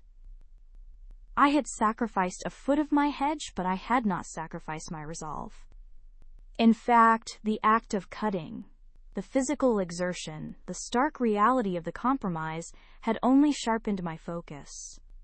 If they wanted a battle of wills, then a battle of wills they would have. Not with venomous missives or bureaucratic appeals, but with the quiet, persistent growth of nature, guided by a hand that understood both patience and precision. The hedge, my beautiful, resilient hedge, would be my silent ally. It had lost a battle, but it would win the war, one verdant inch at a time. The Thorns had gained a foot of sky. I had gained a renewed sense of purpose, and that, I decided, was a victory, qualified or not, that I could live with. The next chapter of my garden story, and indeed my own, had just begun to unfurl, leaf by stubborn leaf. The following weeks were marked by a peculiar tension. The air between our properties, usually thick with the unspoken animosity, now carried a thin veneer of forced quietude. The Thorns, I observed, seemed to have retreated further into their fortress-like dwelling. Their curtains remained drawn for longer periods, and their rare appearances in their own garden were brief, almost furtive. It was as if my meticulous compliance with the council's order had somehow robbed them of the satisfaction they had anticipated. There was no triumphant glare, no smug nod of approval. Only silence. And that silence, I found, was almost more unsettling than their previous overt aggression. I, too, possible. My own journey, too, had been one of observation and understanding, though my focus was always on the intricate dance of human consciousness. I had seen enough of life's cycles to know that true growth often came not from grand pronouncements or sudden epiphanies, but from these small, persistent acts of attention. Leo, in his deliberate way, was proving this truth once more. He started spending more time writing again, but the nature of his writing had changed. It was less analytical, less self-critical, and more reflective, almost poetic. He began to describe the textures of the forest, the play of light on the water, the intricate patterns of frost on a windowpane. He was writing not to dissect, but to capture, to appreciate. He was finding his voice not in argument, but in observation. One evening he read me a passage from his notebook. It wasn't a story or an essay, but a series of interconnected thoughts, almost like a meditation. The wind whispers through the pines, a language older than words. It carries the scent of damp earth, of distant rain, of something wild and untamed. I listen, not for meaning, but for resonance. It speaks to the parts of me that have forgotten how to breathe freely, how to simply be. The river flows, ceaseless and indifferent, yet utterly present. It carves its path not by force, but by persistent yielding. The stones it carries are polished, shaped, not by design, but by duration. They become themselves through the journey, not despite it. And I, too, am in the flow. My thoughts, like eddies, swirl and dissipate. My emotions, like currents, pull and push. But beneath it all, there is a deeper stream, a quiet force that continues, unburdened by the surface turbulence. To find that stream, to trust its direction, to allow its shaping, this is the work. Not to fight the current, but to become one with it. To remember that even the roughest waters hold the promise of eventual calm, and that every stone, no matter how jagged, will one day find its own unique smoothness, its own quiet perfection. When he finished, the cabin was silent, save for the crackling fire. His voice had been soft, imbued with a newfound serenity. I looked at him, truly seeing the transformation that had occurred. The lines of tension around his eyes had softened. His posture was more relaxed, and there was a light in his gaze that hadn't been there before. A light of inner peace, hard-won and deeply cherished. "That's beautiful, Leo," I said, my voice thick with emotion. "Truly beautiful." He smiled, a gentle, humble smile. "It's not just words anymore. It's felt. It's what I'm learning to live." And I knew, in that moment, that my purpose here, in this quiet, secluded place, was not just to offer guidance, but to witness. To witness the profound, often arduous but ultimately triumphant journey of a human soul finding its way back to itself, to witness Leo, the man who had arrived so burdened, now standing on the precipice of a new existence, shaped by the very forces he once feared, and ready, finally, to embrace the unfolding journey of his own making. He looked out the window, not at the encroaching darkness, but at the faint, silver rim of the moon, just clearing the furthest peaks. "I think," he began, his voice still soft. "I understand now that the wild isn't just out there, it's in here too. And it's not something to be tamed, but to be known, to be respected, to be lived with." I nodded slowly, a warmth spreading through my chest. And you've done more than just know it, Leo. You've befriended it. You've let it show you who you truly are. He turned back to me, his smile broadening, a genuine, unburdened joy radiating from him. I have, and I couldn't have done it without you. This place, your quiet patience, it was the crucible I needed. There was no need for grand pronouncements, no dramatic farewells. We sat in comfortable silence for a while longer, the fire casting dancing shadows on the walls. The only sound, the gentle hiss of burning wood. I knew my task here was complete. My purpose as a witness had been fulfilled. Leo wasn't just healed, he was whole. He was a testament to the enduring human spirit, capable of profound change when given the space and the mirror to see itself. The next morning, as the first rays of dawn painted the sky in hues of rose and gold, Leo stood at the edge of the clearing. His worn backpack was slung over his shoulder, but his stride was lighter, his gaze steady and clear. He turned and met my eyes across the dew-kissed grass. A simple nod, a shared understanding that transcended words. He had found his anchor, not in the absence of storms, but in the strength to navigate them. And as I watched him disappear into the whispering trees, a sense of profound peace settled over me, knowing that another soul had found its way home, not to a place but to itself. The cabin, now quiet once more, felt not empty, but filled with the echoes of a life transformed, ready for the next story to unfold. The silence that followed Leo's departure was not an absence, but a presence. It hummed with the echoes of shared vulnerability, whispered confessions, and the quiet triumph of a spirit reborn. I walked through the small, sun-dappled rooms, touching the rough-hewn table where he'd carved his anxieties into wood, the window pane where he'd stared out at the storm, and the old armchair where he'd finally found his calm. Each object seemed to hold a faint resonance of his journey, like a tuning fork still vibrating with a distant melody. My own form, ethereal yet grounded by purpose, merged effortlessly with the cabin's ancient timbers. I was not bound by flesh or time, but by the eternal cycle of seeking and finding. My existence was woven into the very fabric of this sanctuary, a sentinel awaiting the next ripple in the tapestry of human experience. I didn't leave, I simply was. A silent guardian of the threshold between lostness and discovery.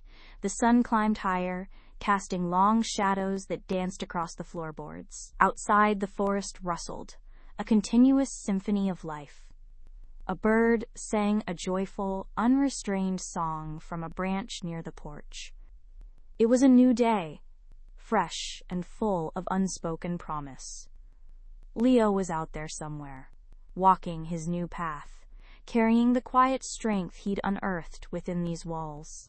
And in time, another soul, burdened by the world's weight, would feel the inexplicable pull towards this secluded haven. Another story would begin to stir, another mirror would need to be held up, and I, the timeless witness, would be here, ready to listen, to observe, and to watch another soul find its way home, not to a place, but to itself. The cabin stood, humble and resolute, a beacon in the wilderness, forever ready for the next unfolding. The sun, having completed its arc, began its slow descent, painting the sky in hues of orange and purple. The forest sounds softened, transitioning from the vibrant symphony of day to the hushed murmurs of twilight. Inside, the dust motes, once dancing in sunbeams, settled gently, awaiting the dawn.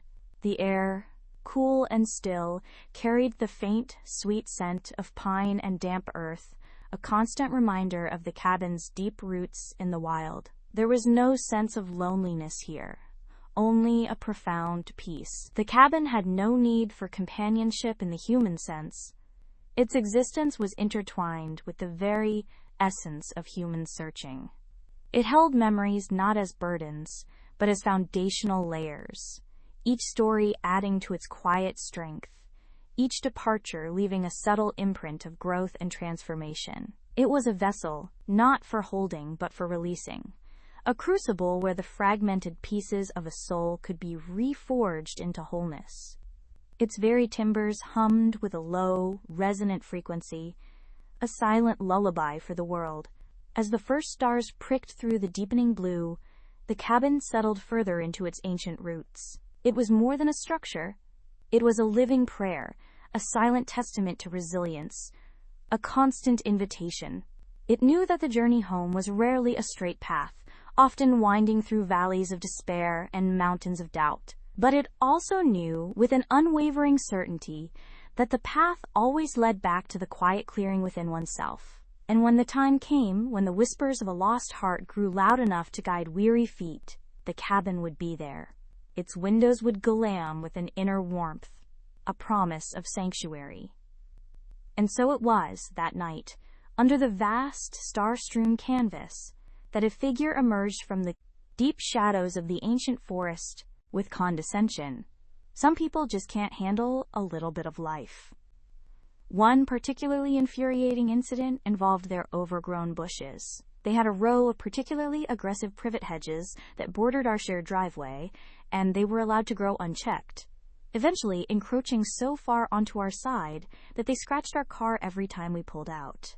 I asked Gary politely if he might consider trimming them back. He promised he would. He didn't. 2 weeks later, after another scratch appeared on my freshly waxed car, I asked again. He grunted, said he was too busy. My patience, already worn thin, finally snapped. I bought a pair of industrial-strength hedge trimmers and, with a grim determination, marched out to the driveway. I trimmed their bushes. I trimmed them precisely, cleanly, right up to the property line. Not an inch over, but not an inch under. When Brenda saw what I had done, she erupted. Her voice, usually just loud, reached a new, ear-splitting pitch. "You vandalized our property," she shrieked, storming across her lawn, Gary shuffling awkwardly behind her. "You have no right," I stood my ground, holding the trimmers like a sword. "Brenda," I said, my voice calm but firm, "I asked Gary repeatedly to trim these bushes. They were damaging our car. I trimmed them to the property line. If you'd like to dispute that, I suggest you get a surveyor." She sputtered, her face turning a mottled shade of puce, but she had no real comeback. She knew I was within my rights. It was a small victory, but it was a victory nonetheless. It was the first time I had pushed back, and the feeling was surprisingly exhilarating. It was then that I realized that peace was no longer an option. This was going to be a long game, a strategic battle for the soul of our neighborhood, and I was finally ready to play. The petty acts began to escalate, not just from them, but from us, too, in subtle, almost imperceptible ways at first. We learned to anticipate their noise patterns. If Brenda was out with her leaf blower, we'd conveniently decide to fire up our own, even if there were no leaves, just to add to the sonic assault. If Gary started his lawnmower at dawn, we'd ensure our dog, who was usually a very quiet creature, had an urgent need to go outside and bark enthusiastically at nothing in particular. It was childish, yes, but it was also surprisingly satisfying. It was a way of saying, without uttering a single word, "We see you, we hear you, and we are not going to roll over." One of their favorite pastimes, it seemed, was hosting incredibly loud, late-night gatherings. These weren't quiet dinner parties. These were full-blown, speaker-blasting, raucous affairs that often stretched well past midnight, punctuated by drunken shouts and questionable music choices. Our attempts to politely ask them to keep the noise down were, predictably, met with either outright scorn or a dismissive wave of the hand. "It's a party," Brenda would exclaim, as if this simple declaration excused all transgressions against basic human decency. So we adapted. We invested in industrial-strength earplugs, but that wasn't enough. We needed a countermeasure. And that's when I discovered the power of the strategically timed sprinkler. Our lawn, being the envy of the neighborhood, required regular watering. And as luck would have it, our sprinkler system had a particularly powerful rotating head that, when aimed just right, could send a fine mist, or even a direct spray, across a significant portion of the Thorns' outdoor entertaining area. The first time I deployed it, it was almost accidental. They were having one of their infamous backyard parties, the bass thumping through our walls, the laughter echoing raucously. I was trying to water my prize-winning roses and, well, a little adjustment to the sprinkler head here, a slight rotation there, and suddenly, a gentle, refreshing spray was drifting across their patio. There were immediate shouts, a scramble, and then a sudden, blessed silence as they retreated indoors. I quickly adjusted the sprinkler back to its normal position, feigning innocence. The next day, Brenda gave me a suspicious glare, but she couldn't prove a thing. "Just watering my roses," I said with a shrug, a tiny, triumphant smile playing on my lips. This became a recurring theme. Whenever their parties got particularly out of hand, a malfunctioning sprinkler would inevitably activate, sending a refreshing, party-ending mist over their guests. It was subtle, deniable, and incredibly effective. The Thorns never quite figured out how their outdoor gatherings always seemed to be interrupted by a sudden, localized downpour, but the frequency of their late-night parties did begin to decrease. It was a small victory, yes, but in this protracted war, every skirmish won felt like a major triumph. The children, too, became unwitting pawns in this suburban chess match. Their unsupervised play often involved leaving their bicycles, scooters, and various other wheeled contraptions strewn across our shared driveway, blocking access. Initially, we'd move them to the side, sighing with exasperation. But after a few months of this, a new strategy emerged. I started leaving small, almost invisible obstacles in the path of their wheeled vehicles. A cleverly placed garden hose, a rogue pebble, a slightly raised brick in the pathway. Nothing that would cause serious injury, mind you, but just enough to cause a sudden, jarring stop, usually accompanied by a frustrated yelp from the child and a loud thud as they inevitably toppled over. The initial incidents were met with confused cries and immediate parental intervention. Mr. Thorne rushing out, hands on hips, to scold young Kevin for his lack of spatial awareness, or Mrs. Thorne clucking over a scraped knee, entirely oblivious to the meticulously placed pebble that had caused the unfortunate mishap. My wife, bless her heart, would often wince at the sound, casting a nervous glance my way, but I merely offered a gauchant look of innocent concern, perhaps even venturing a helpful, "Oh dear, is everything all right over there?" The Thorns, caught up in the drama of their children's latest misadventure, never once connected my presence with the sudden, inexplicable hazards that plagued their driveway. It was a slow, insidious process, but effective.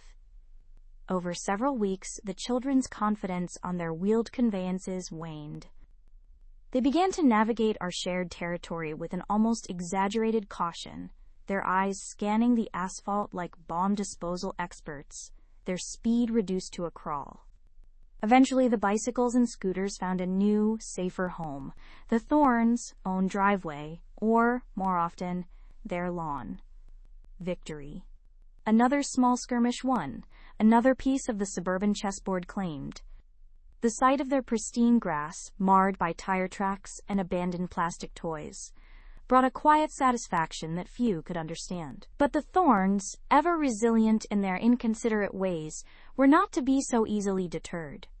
Their next offensive came in the form of horticultural aggression. Their magnificent yet entirely untamed rosebush, which had always teetered precariously close to our property line, decided, with the advent of spring, to stage a full-scale invasion. Its thorny tendrils, thick as a man's thumb, began to creep across the invisible boundary, reaching for our meticulously pruned azaleas with the voracious appetite of a carnivorous plant. It was a clear violation of the unspoken code of suburban landscaping, a direct challenge to the sanctity of property lines. My initial response was measured. I trimmed them aside, carefully clipping the errant branches that dared to cross, always ensuring the cuts were clean and just inside their territory. A subtle message, but the rosebush, emboldened by its owner's neglect, seemed to sprout new, aggressive shoots overnight. It was a botanical siege. My strategy had to evolve. I consulted gardening forums, researched invasive species, and even, I confess, spent a clandestine evening observing the thorns' watering habits. I discovered their preferred method was a haphazard spray that often soaked our side of the fence, providing ample nourishment to the encroaching rows. A plan began to form, one that involved not outright destruction, but rather a subtle redirection of nature's forces. The following week, I acquired a new variety of climbing vine, one known for its vigorous growth and impenetrable root system.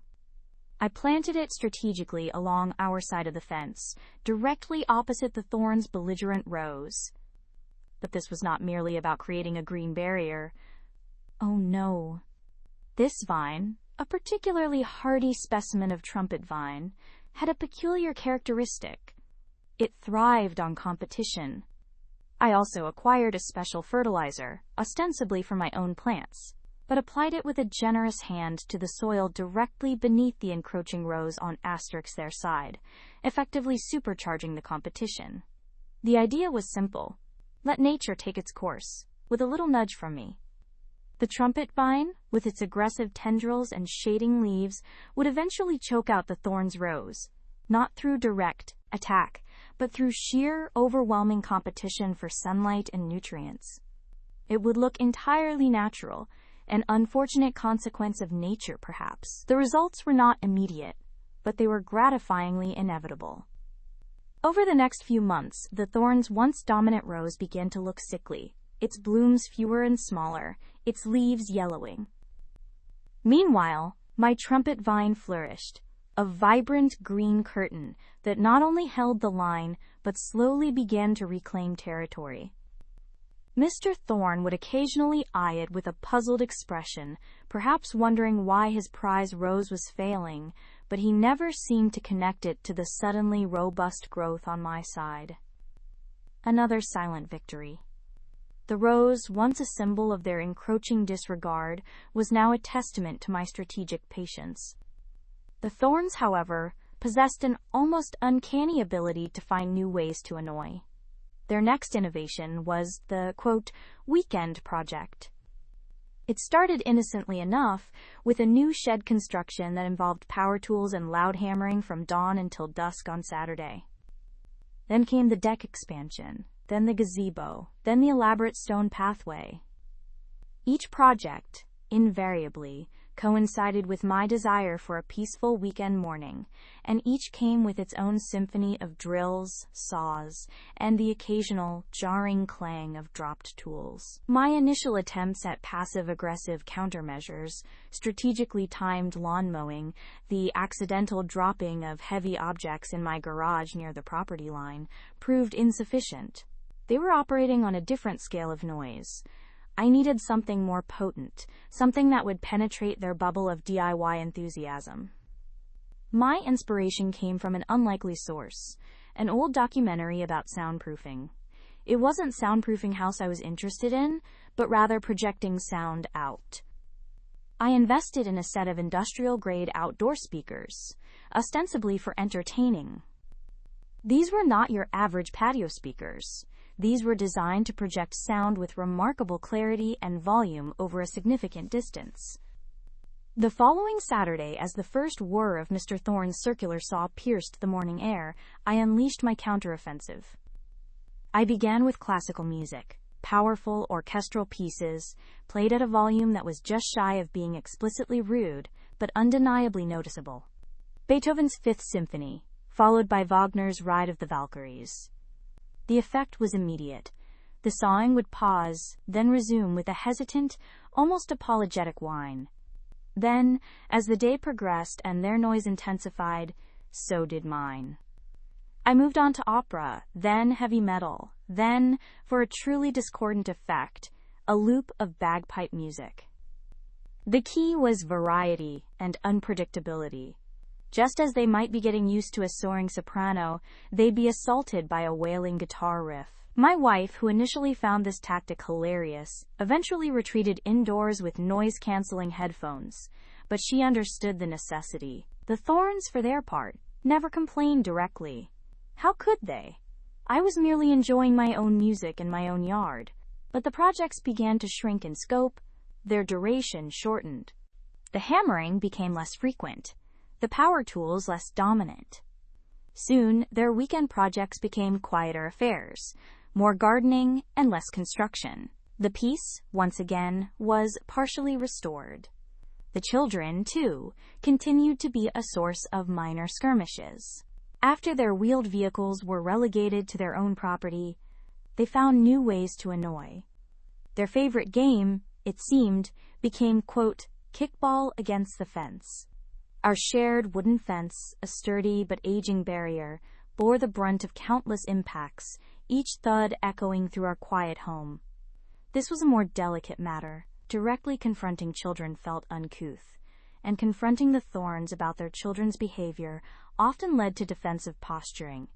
So I resorted to a more subtle deterrent. I began to strategically place objects on my side of the fence, directly in the line of fire. These weren't valuable items, merely things that would create an unpleasant noise or reaction when struck. An old metal bucket, filled with loose stones. A stack of empty aluminum cans. A collection of wind chimes, particularly jarring ones.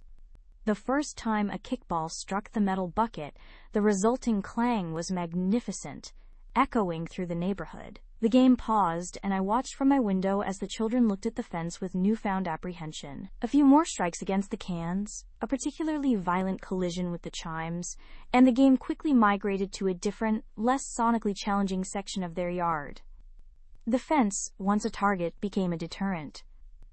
The war, as I'd come to call it, was less about grand battles, and more about a relentless series of tactical adjustments, subtle pressures, and psychological warfare. It was a war of attrition, fought with passive-aggressive maneuvers and calculated inconveniences. The thorns never seemed to connect the dots, never seemed to realize that their various annoyances were met with an equally subtle, yet undeniably effective, countermeasure. They simply experienced a series of unfortunate coincidences, a run of bad luck, a world that seemed to subtly resist their natural inclination towards boisterous self-centeredness. The most perplexing aspect of the thorns' behavior was their seemingly endless supply of house guests. Every other weekend, it seemed, a new assortment of relatives or friends would descend upon their property, bringing with them additional cars, additional noise, and an additional layer of general disruption. This led to the dreaded parking encroachment. Our shared driveway, while technically wide enough for 2 cars, became a battleground when their guests, with casual disregard, would park just slightly over the invisible line, making it difficult for my wife or me to maneuver our own vehicles. I tried the polite note, left on a windshield. Please be mindful of the property line. It disappeared without a trace, and the parking violations continued. I considered calling the city, but that felt too overt, too much like surrendering to direct conflict. My strategy had to be more nuanced. I acquired a set of small, bright orange traffic cones. Initially, I placed them squarely on my side of the property line, clearly delineating the boundary. This worked for a short while, but then, one morning, I found them inexplicably moved, pushed just slightly onto my property, as if to test my resolve. A clear message. My countermove was simple, yet effective. I purchased a small, motion-activated sprinkler system. I aimed it precisely at the point where their guests, cars, most frequently encroached. The next time a vehicle crossed the invisible line, the sprinkler would activate, drenching the front of the car and, more importantly, anyone attempting to get in or out. It was a subtle yet undeniable inconvenience. The first time it happened, I heard a startled yelp and saw a guest quickly retreat, wiping water from their face. A few more incidents, and the parking problem miraculously resolved itself. Guests started parking further down the street, or making a more concerted effort to stay within the thorn's designated space. My wife, ever the pragmatist, sometimes questioned the energy I expended on these endeavors. "Isn't it easier just to talk to them?" she'd ask, her tone laced with a mix of exasperation and genuine curiosity. "Talk to them?" I'd reply, raising an eyebrow. "My dear, we are beyond the realm of talking. This is a cultural clash, a fundamental difference in philosophy. They believe the world revolves around their convenience. I believe in the sanctity of order and mutual respect. To talk would be to acknowledge their legitimacy, to give credence to their chaotic worldview.